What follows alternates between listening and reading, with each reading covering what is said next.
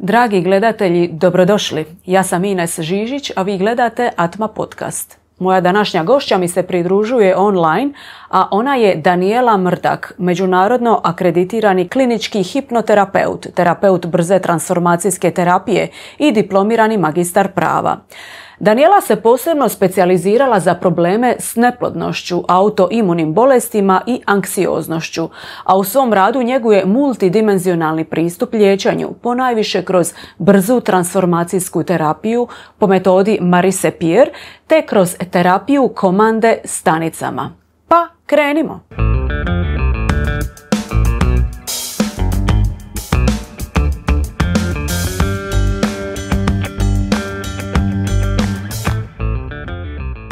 Danijela, dobro došla u Atma podcast.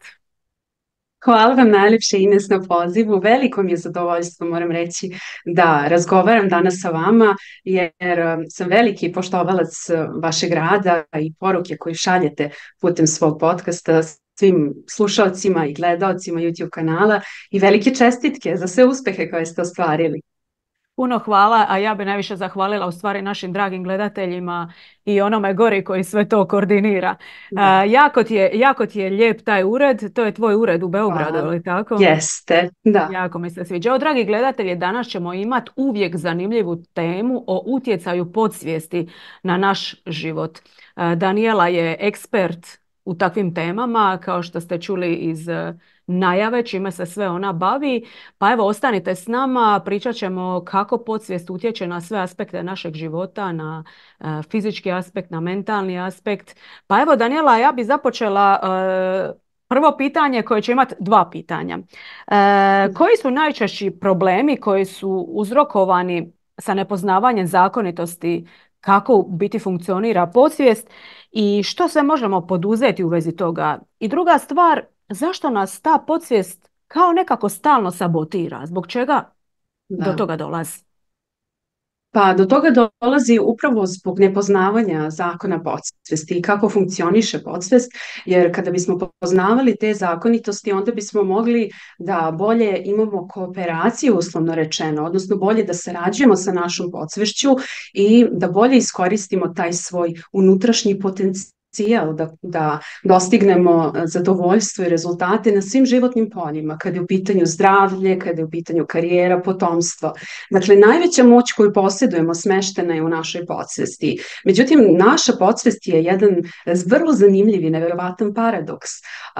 Naša podsvijest posjeduje neverovatan broj sposobnosti i faktore inteligencije, ali nema sposobnost da rezonuje, odnosno da kritički i analitički sagledava i da rezonuje. Međutim, naša podsvijest posjeduje 5 unutrašnjih čula: unutrašnji vid, unutrašnji sluh, unutrašnji miris, unutrašnji dodir i unutrašnji ukus. Kako je to moguće? Mi to zapravo možemo i da dokažemo, jer kada spavamo, mi aktiviramo ova unutrašnja čula naše podsvijesti. Dakle, kada sanjamo, mi raspolažemo tim unutrašnjim potencijalom naših čula i upravo zato i deluje toliko stvarno kada sanjamo. Dakle, kada je reč o podsvijesti, vi morate koristiti pun potencijal svoje podsvijesti kada vršite proces vizualizacije, odnosno kada zamišljate ostvarenje nekog svog cilja. Vi zapravo morate biti precizni, jasni i dati svoje podsvijesti jasne instrukcije u tome šta želite da ostvarite i koje su vaše krajnje vizije. Dakle, uvek pođite od krajnjeg rezultata, odnosno od ostvarenog cilja kada stvarate svoju viziju. Dakle, kreiranje ciljeva je jedna unutrašnja aktivnost, a građenje ciljeva je spoljašnja aktivnost. Kako izgleda naše unutrašnje građenje ciljeva? Unutrašnje građenje ciljeva počinje upravo na poznavanju zakona uma. Najprije morate poznavati zakone uma kako biste mogli da uslovno rečeno iskoristite maksimalno sve ono što vam se nalazi u dispoziciji, odnosno na raspolaganju. A prvi zakon vašeg uma kaže da vaš ima jedan osnovni zadatak i da je njegov najveći zadatak da vam pomogne da preživite na ovoj planeti i učinit će apsolutno sve da vas u tome podrži. Zato nekada deluje da nas naša podsvest sabotira u nečemu što najviše želimo. Zato što će podsvest primeniti samo one programe koji su uslovno rečeno već instalirani, odnosno koji su u njoj smešteni. Evo primjera. Radila sam s jednom klijentkinjom koja je imala problem da zatrudni. Ona je imala dijagnozu sekundarna neplodnost. A svakoj ženi koja ima problema sa trudnoćom, ja uvek kažem zatrudnite sa vizijom. Vaš je uterus. To je kreativni centar vašeg bića. Uvek kažem klijentima da budu precizni, jasni kada stvaraju tu viziju, bez obzira da li žele devojčicu, dečaka ili možda blizance. Jer cilj nije da se zatrudni, cilj je da se rodi zdrava beba. A za to su vam potrebne 3 vizije. Vizija začeća, vizija savršene trudnoće i vizija lakog porođaja. Dakle, zašto sam rekla da cilj nije da se zatrudni? Upravo zato što mnogi moje klijentkinje često zatrudne i, nažalost, imaju pobačaj, imaju gubitke trudnoće. Dakle, to nije krajnji cilj. Ostvareni cilj znači imati svoje dete u rukama. Dakle, na taj način morate koristiti moć svoje podsvesti i zamišljati, sebe projektovati u budućnosti i zamisliti o tome, razmisliti o tome kako bi izgledao moj život da imam dete. Zatim, kada radim terapiju, ja poput detektiva istražujem podsvest, jer podsvest jeste banka i skladište impulsa, emocija, sećanja. I ta sećanja ne potiču samo iz našeg najranijeg detinjstva, ona potiču čak iz našeg prenatalnog perioda, odnosno iz perioda kada smo bili fetus, kada smo se nalazili u majčinoj utrobi. Zato što naša podsvest primenjuje zakone koji će da nam pomognu da preživimo na ovoj planeti i možda bi najbolja i analogija sa podsvešću bila upravo sa veštačkom inteligencijom. Naime, veštačka inteligencija je jedna fantastična platforma koja je sposobna da obavlja milione operacija u sekundi, ali je potpuno indiferentna. Da li je potrebno da primeni program za nuklearno uništenje ili da reši problem gladi u svetu. Isto tako i naša podsvest je potpuno indiferentna, ravnodušna prema tome da li treba da uništava telo, odnosno da ga izgrađuje i da podržava, zato što će ona primeniti samo programe koje posjeduje, odnosno ona će uvek raditi ono što je programirana da radi. Kada je reč o podsvesti, mi smo još u našem detinjstvu bili potpuno otvoreni za programiranje, odnosno u detinjstvu mi smo bili tabula rasa, gde odrasli ispisuju svoje uverenja, odnosno najpre naši roditelji, jer prve reči koje smo izgovorili bile su reči naših roditelja. I upravo zato mi posjedujemo jako veliki broj netačnih i neispravnih načina razmišljanja, uverenja i misli. Evo daću vam jedan primjer, kad sam već napomenula to prenatalno programiranje podsvesti. Primjer jedne klijentkinje sa kojom sam radila je vrlo interesantan. Ona je imala otpor prema materinstvu. Ona nije nikako zamišljala da se ostvari kao majka, nasuprot svim svojim prijateljicama koje su o tome sanjale i maštale. I pritom ona nije znala razlog. Ona nije znala da mi navede zbog čega i od kada datira taj otpor prema materinstvu. Međutim, u našoj terapijskoj sesiji mi smo utvrdili, mi smo pristupili najranijem iskustvu traume koje je ona doživjela, a to je kada je bila fetus, kada se nalazila u majčinoj utrobi. Naime, njena majka je preživjela porodično nasilje, odnosno bila je pretučena u trudnoći i upravo u toj sceni njena majka je bila u 6. mesecu trudnoće i tom prilikom moja klijentkinja je mogla da pristupi svojim fetusnim sećanjima na traumu. Dakle, ona je pristupila sećanjima, impulsima, emocijama i iskustvu traume koje je doživjela u uterusu i tom prilikom ona se osjećala potpuno bespomoćnom, uplašenom i preplavljenom stresom. Jedino čulo koje je u potpunosti bilo razvijeno u uterusu jeste sluh zbog amniotske tečnosti. Tako da je ona mogla da čuje ogromnu buku, što je dodatno doprinelo njenim strahovima. Tako da ova klijentkinja je zapravo imala taj otpor prema majčinstvu upravo iz razloga što je doživela taj događaj zajedno sa svojom majkom. A zašto? Zato što svima nama kada naiđemo na opasnost, prirodna reakcija je ili da se borimo ili da bežimo od opasnosti, odnosno fight or flight mod se tada aktivira, odnosno bori se ili beži. Međutim, s obzirom da se ona nalazila u majčinoj utrobi, to za nju nije bilo dostupno. Ta reakcija nju nije bila dostupna, moguća. Tako da se ona osjećala potpuno bespomoćnom, slabom, zarobljenom. I nakon tog traumatičnog iskustva njena podsvest se postarala da ona više nikada ne dođe u situaciju u kojoj će se osjećati zarobljenom, bespomoćnom. A njena uverenja su bila: nije bezbedno biti beba, nije bezbedno biti trudnica i možeš umreti zajedno sa bebom. Dakle, ta saznanja nekada mogu biti vrlo teška, s obzirom da i same žene koje su trudnice vrlo često skrivaju ta svoja preživljena iskustva. I ovom prilikom bih zaista voljela da apelujem na sve naše slušaoce i na sve žene koje proživljavaju slične stvari da se obrate za pomoć i da, ako već ne nameravaju da prijave neku vrstu nasilja, da onda dobiju makar mentalnu pomoć, pomoć prijatelja, pomoć porodice. Jako zanimljivo. Koji bi još mogli biti nekakvi podsvjesni, nesvjesni, duboki uzroci neplodnosti ili nemogućnosti začeća kod žena koje su inače fiziološki zdrave? Da, to je odlično pitanje zato što postoji grupa strahova koji su vrlo zastupljeni, a da pritom nismo svesni zato što prosto da bismo mogli da shvatimo da se nalazimo u stanju sna i da prepoznamo da spavamo, mi se najprije moramo probuditi. Isto tako i kada imamo podsvesne blokade i barijere da ostvarimo neke ciljeve, odnosno kada nas podsvest sabotira, moramo da osvestimo te strahove.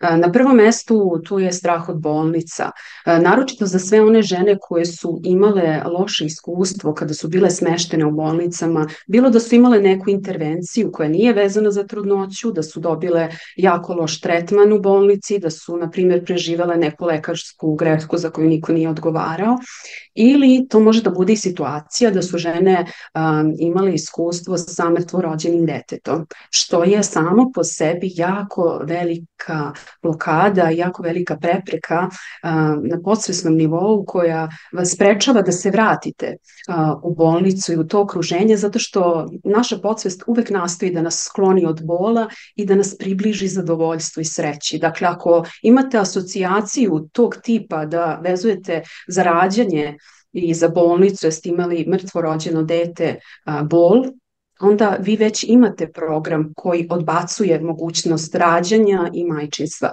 Zatim drugo, to je strah od porođajnog iskustva koji je vrlo često zastupljen kod žena koje imaju sekundarnu neplodnost. Dakle, ako su ranije imale traumatično porođajno iskustvo, odnosno to može da bude i iskustvo koje je vezano za njihovu majku kada su, na primjer, te žene rođene, kada su se one rađale. Zatim, tu je i strah od gubitka kontrole nad telom. Kako gubitka kontrole u smislu da vaše telo nikada više neće biti u unutrašnjem i spoljašnjem smislu ono što je nekada bilo, tako i u smislu da vaše telo možda više neće biti toliko privlačno vašem suprugu ili da možda više nikada nećete imati interesovanje za seksualne odnose ili da će to prosto iskustvo biti drugačije. Zatim tu je i vrlo često prisutan osjećaj krivice zbog prekida trudnoće, zbog pobačaja, odnosno takođe mrtvorođenog deteta. Dakle, žene vrlo često osjećaju krivicu kada se suočavaju sa pobačajem, zato što vrlo često preispituju sebe šta je to loše što su one uradile, odnosno što su propustile da urade, a trebalo je da urade, kako ne bi do toga došlo. Da li su morale više da miruju, da se manje bave nekim možda fizičkim aktivnostima ili da uzimaju neke vitamine, šta god da su njihova preispitivanja, ali one krive sebe, kriveći svoje telo takođe. U tom momentu kada birate da sebe krivite, vi stvarate sebi psihološku barijeru, a svom telu stvarate fizičku barijeru. Odnosno, tu je takođe prisutan i strah od napuštanja. Dakle, ukoliko je žena preživela u svom životu neko napuštanje, na primjer od strane jednog ili oba roditelja, onda može da ima i taj strah da će možda napustiti partner, da će možda napustiti i sa detetom, odnosno da će odvesti dete. Takođe, tu postoji i strah od starosti, ali ne u smislu starosti koja je prepreka prokreaciji, odnosno rađanju, nego u smislu sposobnosti da se podiže dete, da se vaspitava i da se o njemu stara, a vrlo često ljudi osjećaju neku vrstu stida i sramote, da će biti ismevani od strane mlađih roditelja kad dete krene u školu, da će ljudi govoriti da su oni baka i deka i tako dalje. Zatim, postoji i vrlo često i prisutan strah od gubitka nezavisnosti za sve one žene koje su finansijski nezavisne, koje imaju svoje karijere i koje imaju bogat društveni život. Dakle, one se boje da će njihovo opredeljenje da rađaju, da se posvete porodici i deci, učiniti da budu jako usamljene, da imaju loši društveni život i da budu finansijski zavisne od muškarca. Tako da i ta razmišljanja utiču na programiranje zato što putem repeticije, odnosno ponavljanjem tih misli, mi zapravo sami sebe programiramo i dajemo sebi autosugestije. Zatim, tu postoji isto strah da ćete biti loš roditelj. Naročito ako ste imali takvo iskustvo sa svojim roditeljima. Odnosno, strah da će vas dete odbaciti i napustiti, naročito ako ste vi odbacili svoje roditelje, odnosno ako ste ih napustili. Da.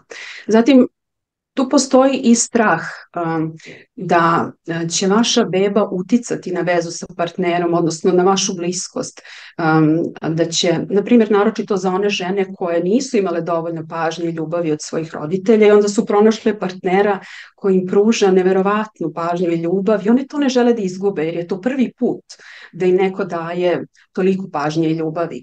Može da postoji i taj strah.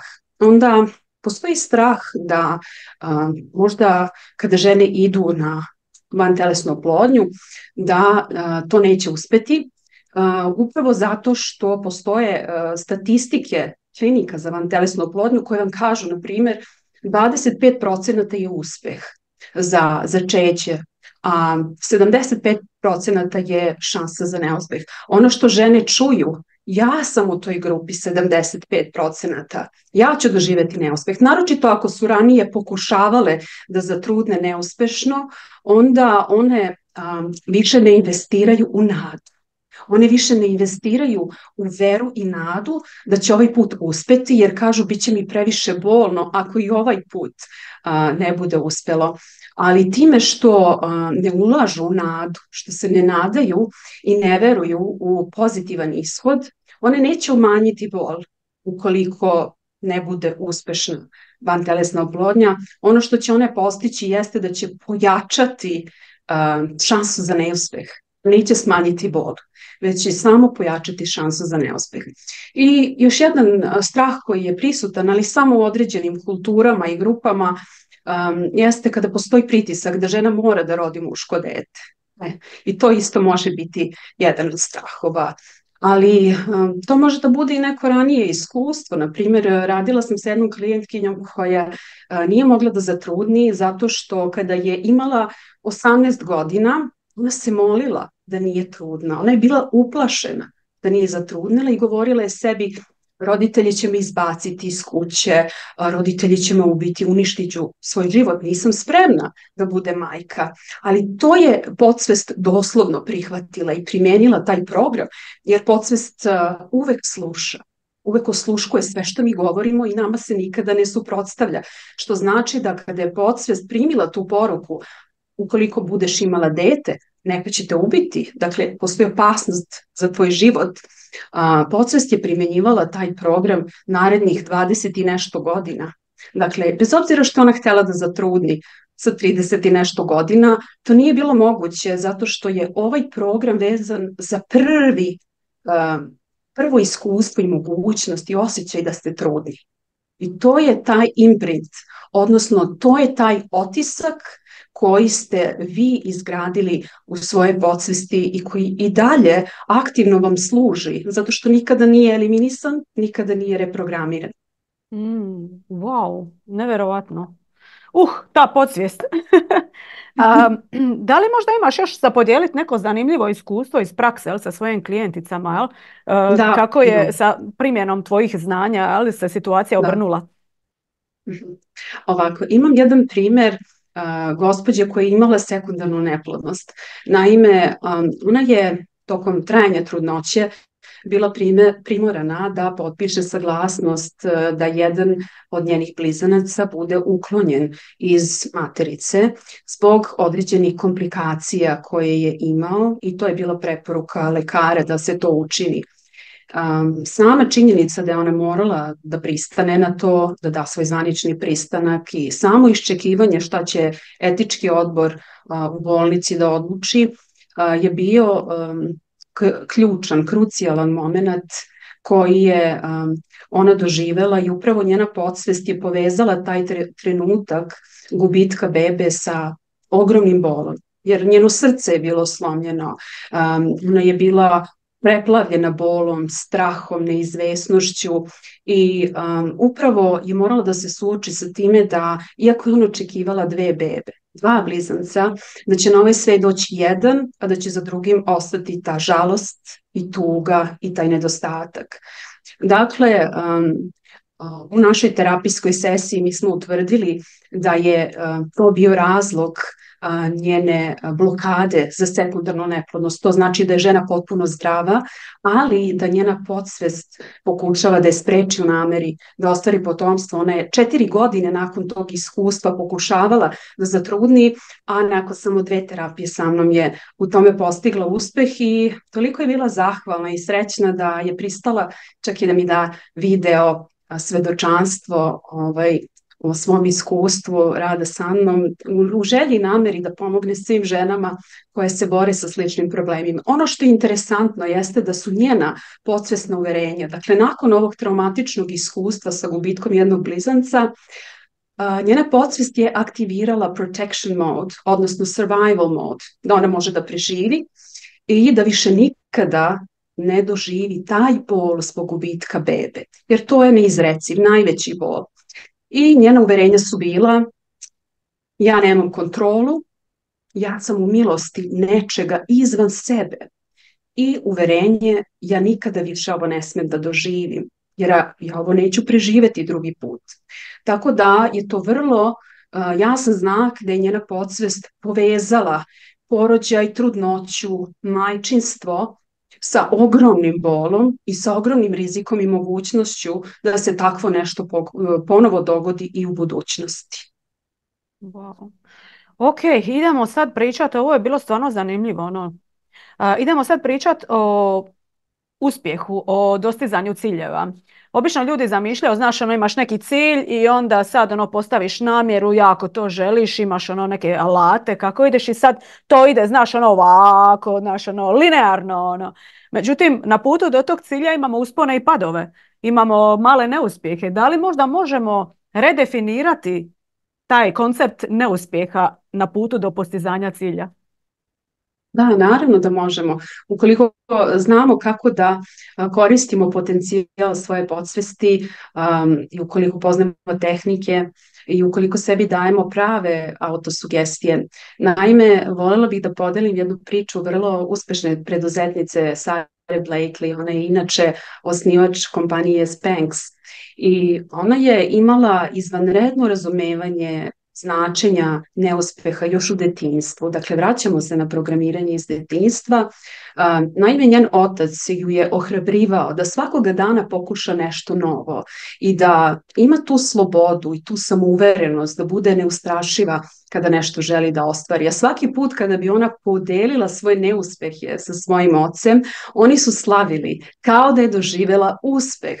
I onda je ona zaista shvatila da je prava poruka neuspeha ne pokušati, odnosno živeti u strahu od neuspeha i osude. Dakle, morate redefinisati svoje shvatanje i viđenje neuspeha. Kao što je, na primjer, poznati košarkaš Michael Jordan rekao da on može da pristane da doživi neuspehe, jer svi mi u nečemu gubimo u životu, svi mi doživljavamo neuspehe, ali ono što ne može da prihvati jeste ne pokušati ponovo. Dakle, morate da imate taj bouncing back efekat, morate da budete mentalno otporni, morate da imate brzinu vraćanja ka svojim ciljevima i podizanja svog duha, svog uma pravim sugestijama. Naprimjer, jedan od izvanrednih primjera programiranja u detinjstvu je proslavljeni teniser Novak Đoković. On je vrlo često govorio o tome da koristi tehniku vizualizacije i da još kao dete imao jedno fantastično uverenje, a to je: ja sam rođen da budem svetski broj 1. I on je verovao da je vredan da bude broj 1 u svetu, verovao je da je to moguće, verovao je da to može postati i da tu može ostati i da može braniti tu titulu, a osim toga vrlo je važno napomenuti da sportisti vizualizuju stalno. Oni stvaraju vizije kako pobeđuju i pritom se emocionalno uživljavaju u to. Oni osjećaju emocije pobednika, takav je taj trenutak trijumfa. I oni sebe vide kako pobeđuju svetske rekorde, kako probijaju barijere, i pritom oni smatraju da oni to zaslužuju i da im pripada da se nalaze na vrhu.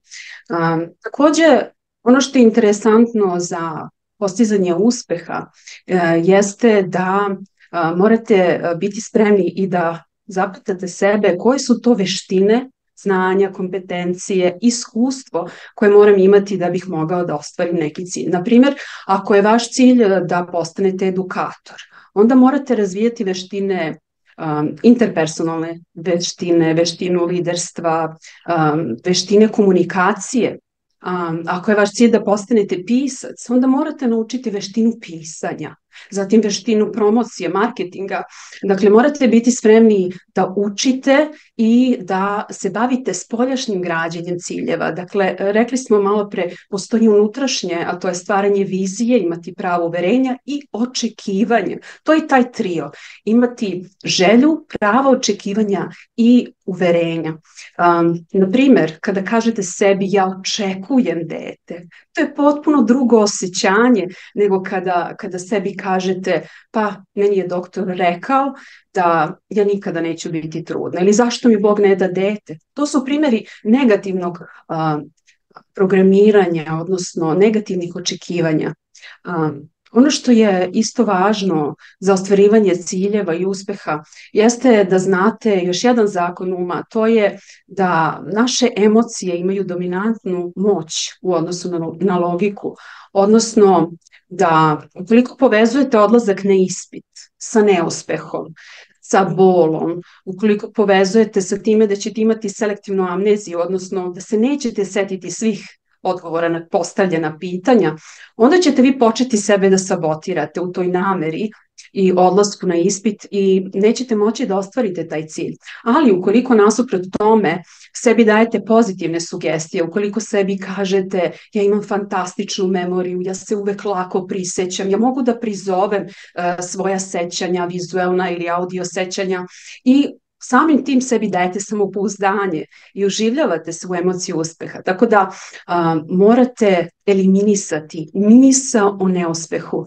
da biste ostvarili svoje ciljeve. Fantastično. To je bilo toliko važnih informacija. Nadam se da će gledatelji izvući iz ovoga puno inspiracije. Ok, idemo sad malo popričati više o tvojim kompetencijama o hipnoterapiji. Evo, imali smo nekoliko puta goste, a ti radiš hipnoterapiju po metodi Marise Peer, je li tako? Rapidna transformacijska terapija. I evo, zaboravila sam spomenuti, a sad ću spomenuti kad smo pričali o trudnoći, kako te Marisa Peer osobno pohvalila baš za tvoje uspjehe u radu sa ženama. Jel? Tako da, evo, Jest. čestitam ti zaista na tome. Hvala. Marisa Peer je legenda, evo što reći. Jest. Zanima me kako ti radiš hipnoterapiju, koji je tijek hipnoterapije i što se u stvari očekuje od klijenta za vrijeme hipnoterapije i nakon hipnoterapije. Da. Ovako, kada ste već, hvala vam što ste to napomenuli, zaista. Pa kaj je Kada već vrijedno je spomena, kako ne?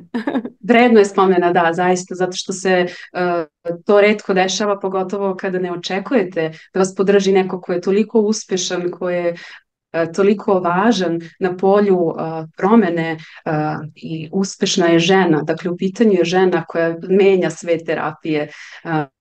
To je zaista jedna velika čast. Dakle, upravo ta njena metoda, rapidna transformaciona terapija, integriše nekoliko različitih metoda kao što su hipnoterapija, psihoterapija, nauka o neurolingvističkom programiranju, zatim neuronauka i mnogo alata, odnosno mnogo načina i tehnika na koje možemo da se oslonimo u radu sa klijentima.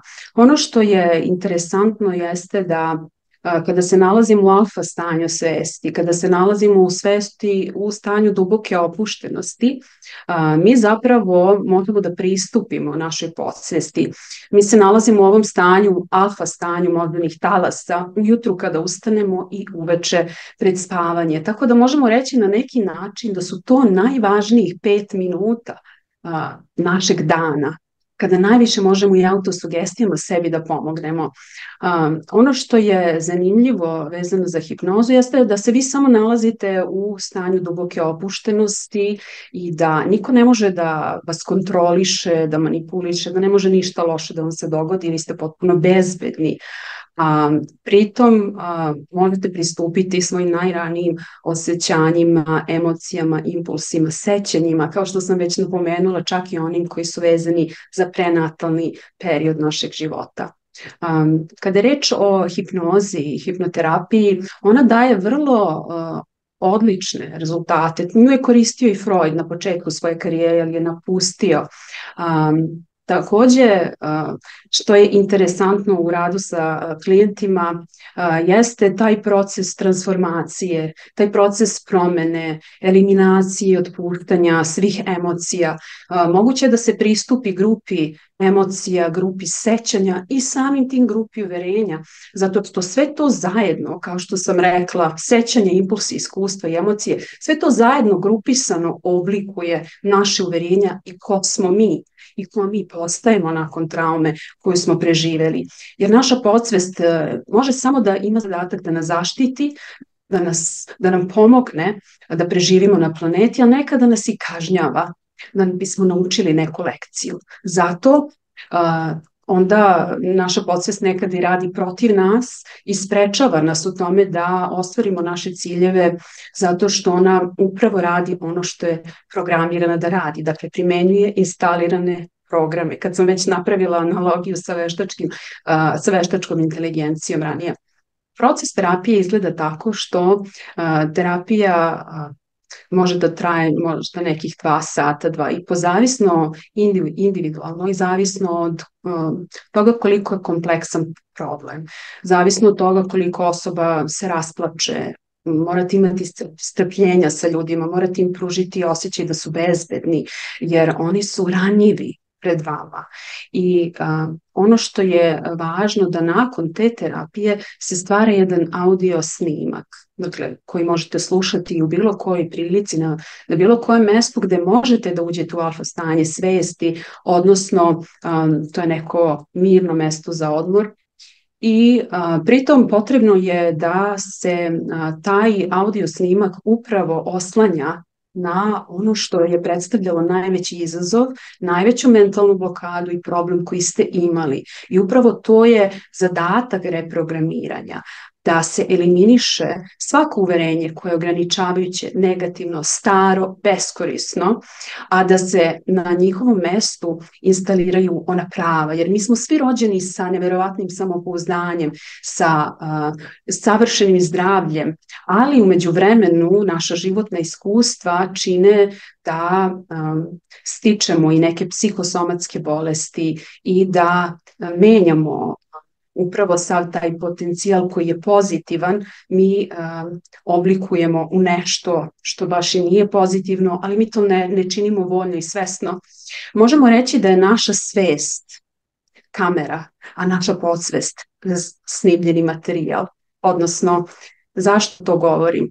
Zato što na primjer, mnoge žene, da se vratimo na to, mnoge žene su pokušavale da ne zatrudne dugo godina. I svaki put kada su uzele pilulu za kontrolu rađanja, one su izvršile vizualnu i mentalnu kontracepciju. One su poslale vrlo jasnu i preciznu poruku svoje podsvesti, svom telu, a to je ne želim bebu. A tom prilikom i vaše srce napravilo izbor da ne želite bebu.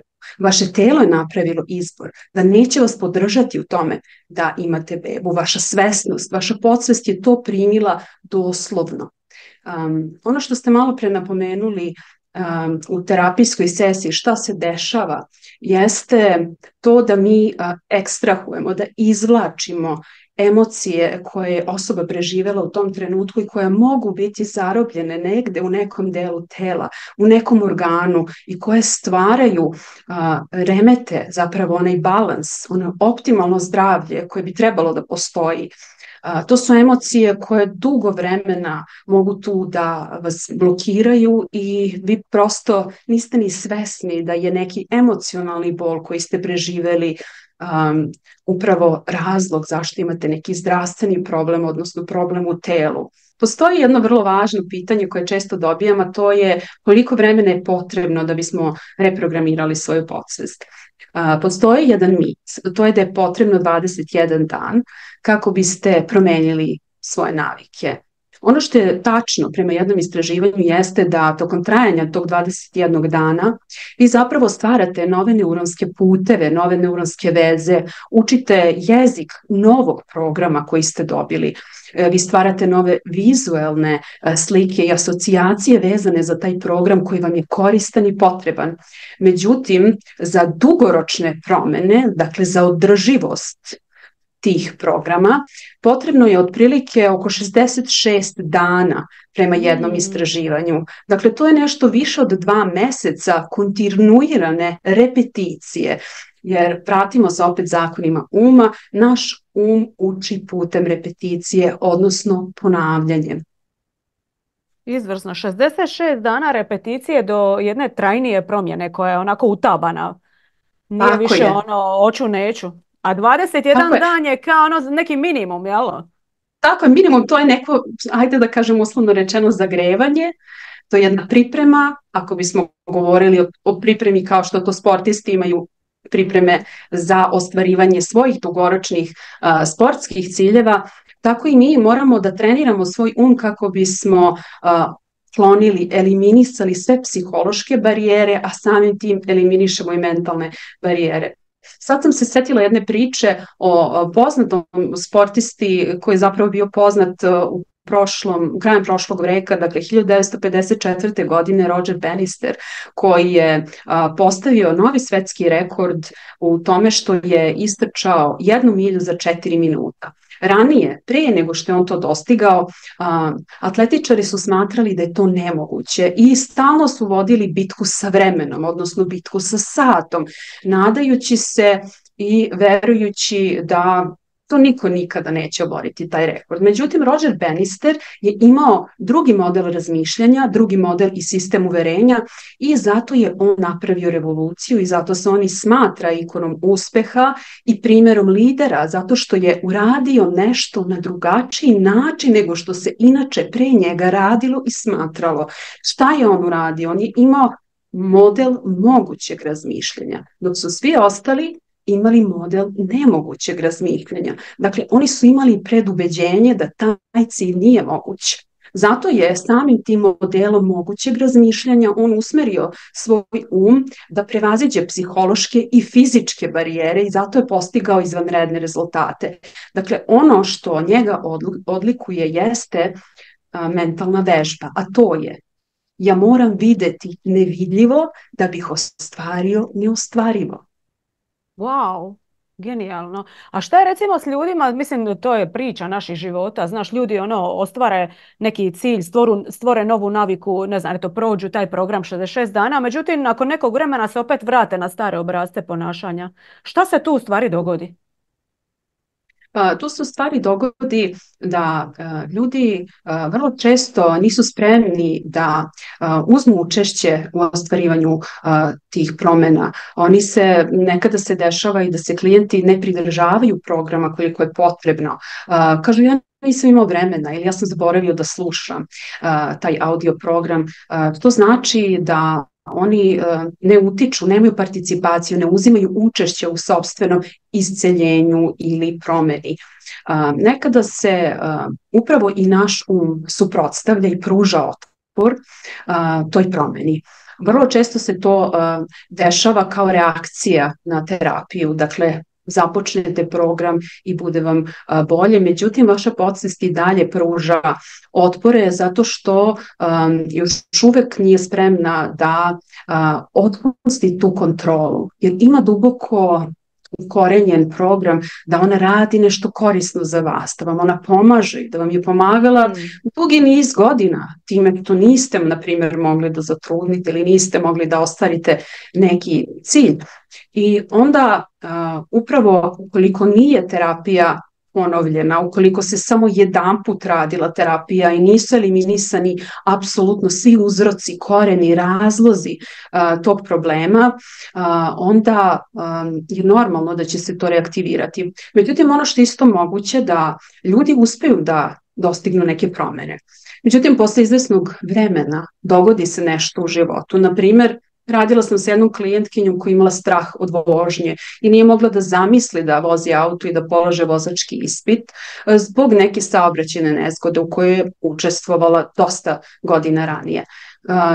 I nakon toga ona je počela i da vozi i bila je srećna i zadovoljna, ali kada se ponovo dogodilo nešto sličan incident, dakle ponovna trauma, ponovno isti događaj, sada vi imate suočavanje sa novim posljedicama. Jeste uzrok isti. Može ponovo da vam se desi da doživite saobraćajnu nesreću, može ponovo da se dogodi da budete žrtva porodičnog nasilja, bilo koji uzrok, ali onda znači da vi morate da se bavite sa suočavanjem sa novim posljedicama. Da, hvala ti. Ok, idemo sad na ovu drugu terapiju kojom se baviš, self command therapy ili terapija, ne znam, staničnom komandom. Komande ćelijama. Komande ćelijama. Što bi to podrazumijevalo, za koga je to namijenjeno, koja je razlika između ove terapije i prethodno što si objašnjavala? Ova terapija o kojoj sam prethodno govorila je preduslov. Dakle, prvo mora da se izvrši ta vrsta terapije zato što se njome eliminiše koren, uzrok, razlog problema koji je smešten u vašoj podsvesti, a zatim se primenjuje program, odnosno terapija komande ćelijama, koja je prvi put korišćena još davne 1952. godine. I ono što je vredno napomenuti jeste da danas postoje istraživanja epigenetičara na čelu sa doktorom Bruceom Liptonom vezano za cell command therapy ili terapiju komande ćelijama u cilju utvrđivanja na koji način naša ishrana, zatim spoljašnji faktori okoline, način života utiču na naše gene, odnosno na naš genetski potencijal i na naš DNK. Odnosno, cilj tog istraživanja je usmjeren upravo na utvrđivanje toga na koji način naše misli, naše iskustva, impulsi, emocije, sećanja koje su vezane za neki traumatičan događaj, koje su uticala da se aktivira neki genetski potencijal za bolest. neki faktor rizika, na primjer kao što je stres koji aktivira autoimuna oboljenja. Dakle, oni nastoje upravo da utvrde, da otključaju tu šifru, tu tajnu, na koji način je neki traumatičan događaj koji je ostavio i psihološke i emocionalne, nekada i fizičke posljedice uticao na to da naš DNK potencijal i naši geni koji nose poruku i nose tu predispoziciju da možemo imati neku bolest, ali ne moramo, i koji su to načini i sistemi rada koji aktiviraju bolesti, koji aktiviraju oboljenja. I sad kako je moguće da se putem reprogramiranja podsvesti utiče da se DNK i naše stanje zdravlja ili psihe vrate na prvobitno podešavanje ili prvobitni program. O kom programu je reč? Kada se rodimo, mi smo savršeno zdravi. Većina ljudi jeste zapravo savršeno zdrava i svi sistemi organa savršeno funkcionišu. Kardiovaskularni sistem, respiratorni sistem, endokrini i svi drugi sistemi. I da bismo mi sačuvali taj potencijal tokom čitavog života, potrebno je zaista da ispunimo brojne uslove, da imamo savršeno okruženje, da nikada ne doživimo ni jedan traumatičan događaj, da nemamo stresove, da imamo savršenu ishranu i tako dalje. I upravo kada ono što jeste u našoj dispoziciji, odnosno što stoji u našem DNK kodu, u našem kodiranju, u našem zapisu koje smo dobili kao genetsko nasleđe, postavlja se pitanje na koji način mi sad možemo istim sistemom uticaja na podsvest da pomognemo nekome da eliminiše te bolesti, odnosno da ih isceli. Cell command therapy, kako sama reč kaže, jeste proces komande, instrukcije i uputstava koje se usmeravaju na podsvest da ona reaktivira stari program zdravlja. Jer mi najprije moramo imati zdravlje da bismo ga izgubili. Tako da se uklanjaju vrlo uspešno i psihološke i emocionalne i sve druge posljedice bolesti koje su psihosomatske prirode. Hvala ti. Kako te zainteresirani gledatelji mogu kontaktirati, pratiti? Pa svi koji su zainteresovani mogu me pronaći na Facebook stranici Mind Freedom Therapy ili website mindfreedomtherapy.com ili na Messengeru, na Instagramu Danijela Mrdak terapija. Biću vrlo srećna da odgovorim na sva vaša pitanja koje imate. Evo, za kraj neka finalna poruka, šta bi poručila gledateljima Atme? Poručila bih vašim gledateljima da veruju u svoje snove, da imaju uverenje da veliki snovi čekaju na vas i da uvek podsjećate sebe da vam vaši snovi nikada neće oprostiti ako od njih odustanete. Dakle, transformišite se, menjajte, učite, stičite znanje i veštine i ne postoje prepreke osim onih koje su u našoj podsvesti. Danijela, puno ti hvala, baš si divna, onako elokventna, prava, profesionalka. Puno ti hvala, želim ti sve najbolje u daljnjem radu, uspjehu i da ti isto sanjaš i dalje svoje velike snove i da ih ostvaruješ. Hvala ti, Ines.